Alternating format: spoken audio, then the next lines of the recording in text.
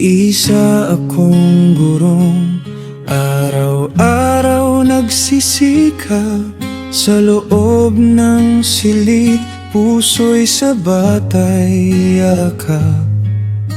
Hangad ko'y mundong ligtas, aral ang umiral, pagkatuto ang manaig, hindi takot o sigalot na banal. Ngunit sa bawat araw, pagod ay bumibigat, sa pagsuway na paulit-ulit, lakas ay unti-unting nalagas. Tanong sa isipan sa gabi ng katahimikan, bakit kailangang magalit para sila'y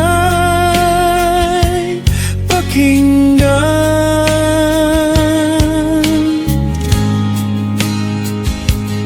Disiplina ba ang kulang o sugat ang dahilan? Pusong di pa nagsasalita, pansin ang hinahanap lamang.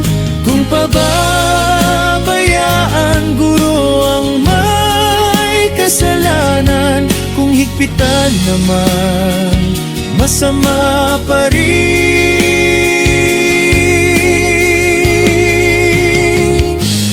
pangalanan.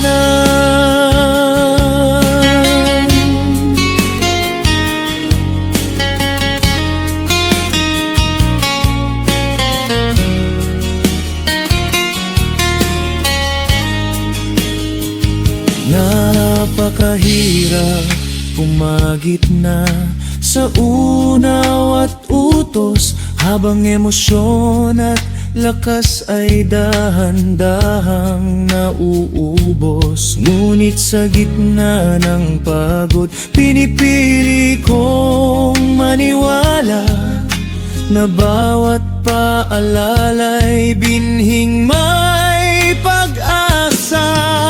Sa kapwa kong guro, tandaan mo ito, hindi ka nag-iisa sa laban na ganito.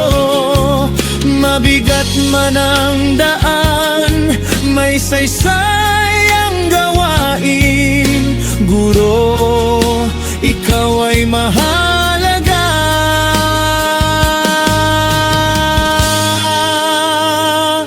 Sa bawat panahong darating,